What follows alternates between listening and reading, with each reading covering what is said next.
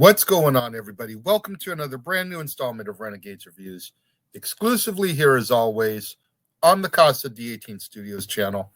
I, of course, am your host, the Renegade JJ Williams, and today we're going to go under the sea as we introduce the next Universal monster. We talk about 1954's The Creature from the Black Lagoon, starring Richard Carlson, Julie Adams, Richard Denning, Antonio Moreno, Nestor Paiva, Ben Chapman, and Riku Browning. What's going on, everybody? Thank you for joining me here once again for another brand new installment of Renegades Reviews. And like I said during the little introduction, today we're going to go under the sea, and I'm going to introduce you to the last Universal monster that we're going to be discussing before we get into some other classic horror films, The Creature from the Black Lagoon. Now, the creature was actually played by two different actors in each movie. Ben Chapman in this film played the creature on the land, and Riku Browning played the creature in the water. Riku Browning is also the only one to play the creature in all three films, and he is the last surviving Universal monster actor at this present time. Now, he's actually been really under the weather. Things aren't looking so good for him. He's been having some serious health issues. Family's been asking for cards and letters to be sent to him from his fans. So, I hate to say it, but at any day now, we could lose Riku Browning, which would be the last Universal monster, as I stated a minute ago. It's kind of sad, hits me in the feels, but let's get past that and let's get into the movie, okay, here, shall we? Now, as our movie opens, a geology expedition in the Amazon uncovers fossilized evidence from the Devonian period of a skeletal hand with webbed fingers, which produces a direct link between land and sea animals. Expedition leader Dr. Carl Maya orders his two assistants to stay in camp while he visits the Marine Biology Institute. Carl there reunites with his friend and former student, ichthyologist Dr. David Reed. David works at an aquarium in California, but most recently he has been a guest at Carl's Institute in Brazil in order to study lungfish. David is able to persuade his boss, the financially minded Dr. Mark Williams, to fund a return expedition to the Amazon in order to look for the remainder of the skeleton. Soon after Carl leaves the camp, a piscine amphibious humanoid, a living member of the same species from which the fossil originated, becomes curious about the expedition's camp. When its sudden appearance frightens the assistants, they panic and attack, and in response, the enraged creature kills them both. The group then boards the tramp steamer named Rita, which is captained by Krusty Lucas. The expedition consists of David, Carl, Mark, David's girlfriend and colleague, Kay, and another scientist, Dr. Edwin Thompson. When they arrive at the camp, they discover that Carl's assistants have been killed while he was away. Lucas suggests that it was likely done by a jaguar, but the others aren't quite so sure. A further excavation of the area where Carl found the fossil turns up nothing, and Mark is ready to give up the search. But David suggests that perhaps thousands of years ago, the part of the embankment containing the rest of the skeleton fell into the water and washed downriver, broken up by the current. Carl says the tributary empties into a lagoon, which Lucas calls the Black Lagoon, a paradise from which no one has ever returned. The scientists decide to risk it, unaware that the amphibious Gill-Man that killed Carl's assistants has been watching them. Taking notice of the beautiful Kay, the creature follows the Rita all the way downriver to the Black Lagoon. Once the expedition arrives, David and Mark go diving to collect rock samples from the lagoon floor. After they return, Kay decides to go swimming and is stalked underwater by the Gill-Man, who then gets briefly caught in one of the ship's drag lines. Although it escapes, the creature leaves a claw behind in the net, revealing its existence to the expedition members. Subsequent encounters with the Gill-Man end up claiming the lives of Lucas's crew members before the creature is captured and locked in a cage aboard the Rita. The creature escapes during the night and attacks Edwin, who is guarding it. But Kay smashes the creature with a lantern, driving it off. However, Edwin has been severely injured. Following this incident, David decides that they should return back to civilization. Mark, who has now become obsessed with capturing or killing the creature, objects.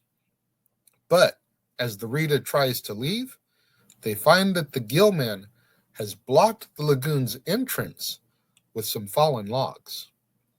While the others attempt to remove the logs, Mark is mauled to death while trying to capture the creature single-handed. The Gill-Man then abducts Kay and takes her to its cavern lair. David, Lucas, and Carl chase after the creature, and Kay is ultimately rescued. As our movie ends, the creature is riddled with bullets before retreating to the lagoon, where its body sinks into the watery depths. This was a fascinating way to kick off this series. Now, I've seen Creature of the Black Lagoon at least once before. It's been a long time, though. So coming back to revisit this one, I'm really glad that I did choose this series to do as part of my month, because, man, the creature is so underrated. And at the end of the day, all he's trying to do is protect his home turf from invaders.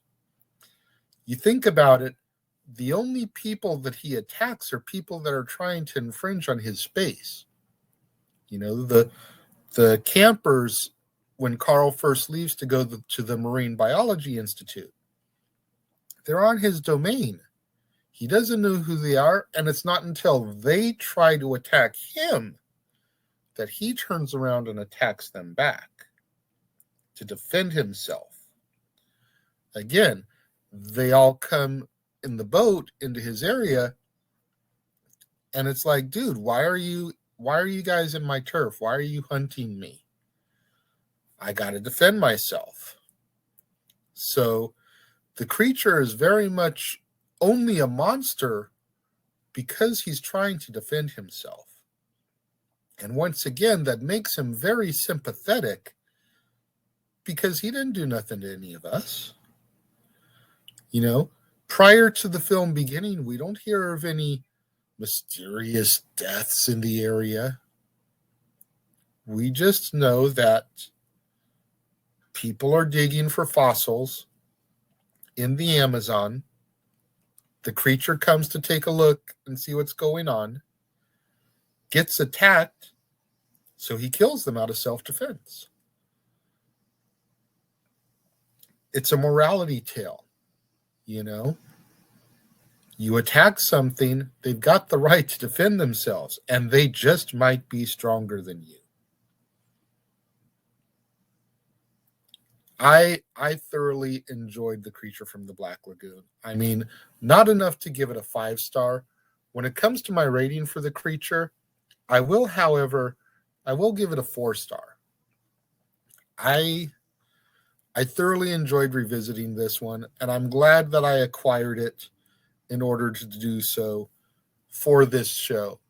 Because if it wasn't for this show, if I'm being blatantly honest, I would not have bought the Mummy collection. I would not have bought the Creature collection. My favorite Universal monsters are the Wolfman, Frankenstein's monster, and Dracula. Those 3 main ones. I have nothing against the Mummy. I have nothing against the Invisible Man. I have nothing against the Creature from the Black Lagoon. But in my opinion, those are B and C list monsters, where the other 3 are A list. So had it not been for this review show, I would not have bought the Mummy collection that I bought and the Creature collection that I bought. And I may as well now go ahead and just buckle and get the Invisible Man collection so that I'm a completist and I have them all. But that being said, I'm really glad that I did invest in it, because I thoroughly enjoyed this film. And I'm glad to say that I have it in my collection now. 4 out of 5 stars for the Creature from the Black Lagoon. What do you guys think out there? Those of you that have seen the Creature from the Black Lagoon, let me know. If you're watching the premiere, leave your thoughts and comments over here. If you're watching on demand later in the day, leave your thoughts and comments down here. Whatever you do, though, when you get out there on social media, let's try to get those hashtags trending. Hashtag Casa D18 Studios, hashtag Renegades Reviews, hashtag Renegade Returns, and of course, the ever popular hashtag Shenanigans. We interrupt this episode of Renegades Reviews for an important announcement about merchandising. Merchandising? What's that? Merchandising. Come, I'll show you. Merchandising, where the real money's made. Make sure you go over to teespring.com/stores/Jeff Meacham Network for all the t-shirts you see here from the West Coast professor, Jeff Meacham himself. You can get shirts for the Jeff Meacham Network, Talk Wrestling, as well as the red and gold Meachamania shirts. And while you're there, don't forget to get your shirts of the Casa D18 Studios Brotherhood, the Dads on Wrestling shirt, the Renegade J.J. Williams, Statboy Sports Bar, and the hashtag Statboy Approved shirt. Make sure you go over to teespring.com/stores/Jeff Meacham Network and score your shirts today. Make sure you guys tune in tomorrow, right back here on the Casa D18 Studios channel, for another brand new installment of Renegades Reviews, when we stick with the Creature from the Black Lagoon and we talk about the 1955 sequel, The Revenge of the Creature, starring John Agar, Laurie Nelson, John Bromfeld, Nestor Pivia, Grandin Rhodes, Dave Willock, Tom Hennessy in the role of the Creature when on land, Riku Browning, once again in the role of the Creature when he's underwater, and in his feature film debut, Clint Eastwood. You're not going to want to miss out on that one tomorrow. Right back here on the Casa D18 Studios channel.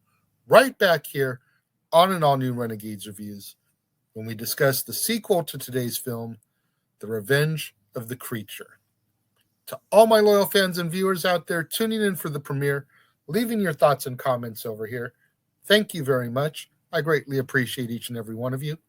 Likewise, all my loyal friends, fans, and viewers out there tuning in a little bit later in the day, watching on demand, leaving your thoughts and comments down here. Thank you very much.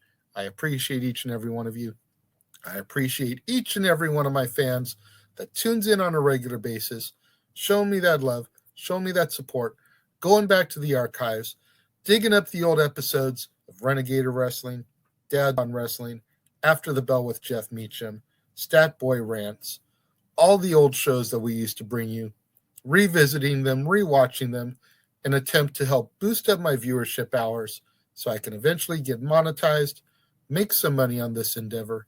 Thank you very much to all of those that tuned in and joined me today, and I will see you guys next time.